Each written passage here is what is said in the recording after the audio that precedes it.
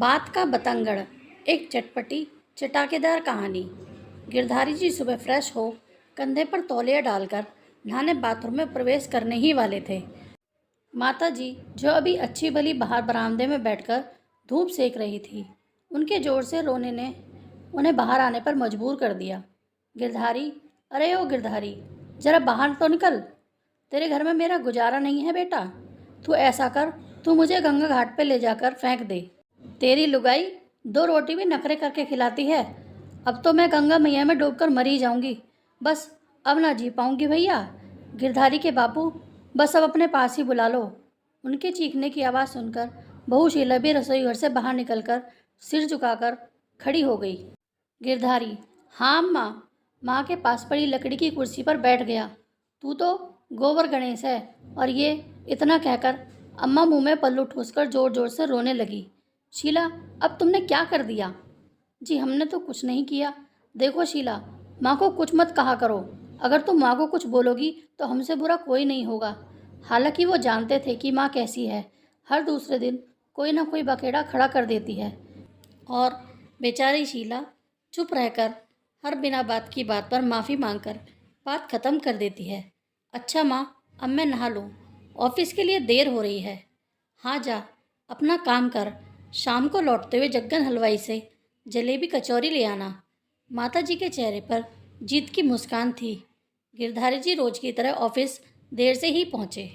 गिरधारी बाबू, आपको बड़े साहब बुला रहे हैं, चपरासी ने बोला। साहब ने गिरधारी जी को दुनिया भर की खरी खोटी सुनाई। तुम्हारी वजह से ऑफिस का माहौल ख़राब हो रहा है। यहाँ सब समय पर आते हैं, एक तुम हो जो आज तक कभी समय पर नहीं आए। अगर ऐसे ही चलता रहा तो मैं तुम्हारा ट्रांसफ़र कर दूंगा। गिरधारी जी वापस आकर मायूस होकर अपनी सीट पर बैठ गए। उन्हें लग रहा था कि ऑफिस में हर कोई उन पर हंस रहा है। लंच टाइम पर अपना डब्बा लेकर कैंटीन की तरफ बढ़ गए। सारे सहकर्मी एक जगह बैठकर लंच कर रहे थे और उन्हें देखकर कानाफूसी कर रहे थे। इतने में प्रवीण ने अपना फ़ोन निकाला और उनके पास चला आया और दांत फाड़कर बोला, काहे मिश्रा जी, आज तो आप सोशल मीडिया पर छाए हुए हो। उन्होंने प्रवीण के फ़ोन पर वीडियो देखा तो उनके होश उड़ गए। आज सुबह का वीडियो वो तौलिया कंधे पर डाले कच्चा बनियान में खड़े हैं और माँ रो रही है, चिल्ला रही है। वीडियो का कैप्शन था, दुखिया बूढ़ी माँ, ईश्वर ऐसी औलाद किसी को न दे। हे भगवान, ये वीडियो कौन बनाया? जरूर पड़ोस वाले बिट्टू की करतूत होगी। सुबह सुबह सांप की तरह हमारे आंगन में झांक रहा था। मिश्रा जी, आप तो हीरो बन गए, प्रवीण ने खिल्ली उड़ाते हुए कहा। तभी शर्मा जी उठकर आए और हिराकत भरी नज़रों से गिरधारी जी को देखते हुए बोले, मिश्रा जी, आपसे ये आशा नहीं थी। जिस घर में बुजुर्गों का सम्मान नहीं होता उस घर में कभी भी बरकत नहीं आती, भगवान भी रूठ जाते हैं। गिरधारी जी चुपचाप जमीन पर नजरें गड़ाए हुए बैठे थे। तभी पीछे से गीता मैडम बोली, मिस्टर सर फ़ोन उठा लो, आपका फ़ोन बज रहा है। फ़ोन उठाकर कान पर लगाया। उधर से शीला की घबराई हुई आवाज़ आई, जल्दी से घर चले आइए, घर के बाहर मीडिया वाले खड़े हैं और एक वैन भी आई है, काफ़ी लोग जमा हैं। गिरधारी जी जल्दी से घर की ओर दौड़ पड़े। घर पहुंचकर देखा तो उनके घर के बाहर स्थानीय मीडिया वाले खड़े थे और काफ़ी भीड़ थी। नवज्योति वृद्धाश्रम की वैन उनके घर आ चुकी थी। उनके कदम रखते ही मीडिया ने सारा फोकस जमाया। यही है वो जल्लाद बेटा जिसकी वजह से उसकी माँ अब जीना नहीं चाहती। नवज्योति वृद्धाश्रम वाले उन्हें फटकारते हुए कहने लगे, एक माँ पूरी जिंदगी अपने बच्चों को पालती है, पर तुम ऐसे बच्चों से तो इंसान बेऔलाद मर जाए। गिरधारी जी ने लाचारी से हाथ जोड़ लिए। मैं अभी माता जी को लेकर आता हूँ। माता जी जरा बाहर आओ, ये लोग तुम्हें ले जाने आए हैं। माँ सिर पर पल्ला संभालते हुए बाहर चली आई। मुझे लेने? कौन आया है? माता जी बाहर आकर भीड़ को देखने लगी। माता जी, आपको किसी से डरने की कोई ज़रूरत नहीं है। आप खुलकर अपने बहू बेटे की करतूत बताइए। बेटे बहू की करतूत? अब इन्होंने क्या कर दिया? ये दोनों आपको परेशान करते हैं। परेशान करते हैं? ये तुझे किसने कह दिया? आप खुद ही कह रही थी कि मुझे गंगा घाट पर ले जाकर फेंक दे। तेरी लुगाई 2 रोटी देने में भी बहुत नखरे दिखाती है।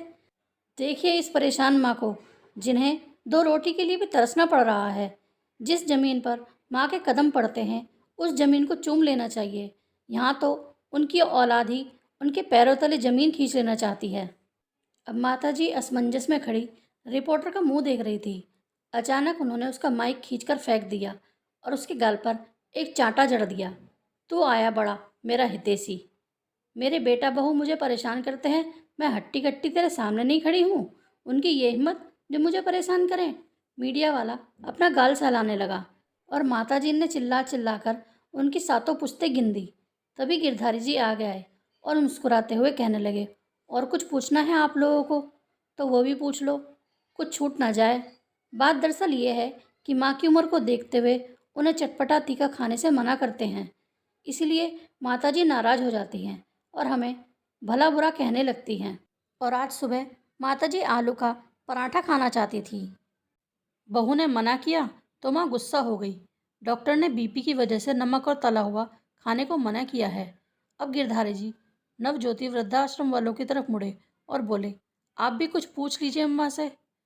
गिरधारी जरा अंदर से झाड़ू ला कर दे, इनसे तो मैं झाड़ू से पूछताछ करती हूँ। खामखा मेरे बेटे बहू को बदनाम कर रहे हैं और ये मोहल्ले वाले एक नंबर के घाघ हैं। पूरा दिन हमारे घर पर आंखें गड़ाए बैठे रहते हैं। तुझे इंटरव्यू चाहिए तो इस नास पीटे बिट्टू का ले। माताजी ने कॉलर पकड़कर बिट्टू को उनके आगे धकेल दिया। परसों इसने नशे में अपने बाप को धक्का देकर उसका हाथ तोड़ दिया। जब ना बनाया तूने अपना वीडियो, और किस किस की कुंडली खोलूं, जल्दी बताओ। धीरे धीरे भीड़ छटने लगी थी। गिरधारी जी मुस्कुरा रहे थे और अब पता नहीं कोई वीडियो बना रहा था या नहीं, क्योंकि सोशल मीडिया पर अधिकांश मामलों में सुखों को नहीं दुखों को कैश किया जाता है। तो दोस्तों, मेरी आज की कहानी यही समाप्त होती है। उम्मीद करती हूँ कि मेरी कहानी आपको पसंद आई होगी। अगर पसंद आई हो तो प्लीज़ लाइक करें, कमेंट करें। अगर चैनल पर नए हो तो प्लीज़ चैनल को सब्सक्राइब करें। कहानी सुनने के लिए धन्यवाद।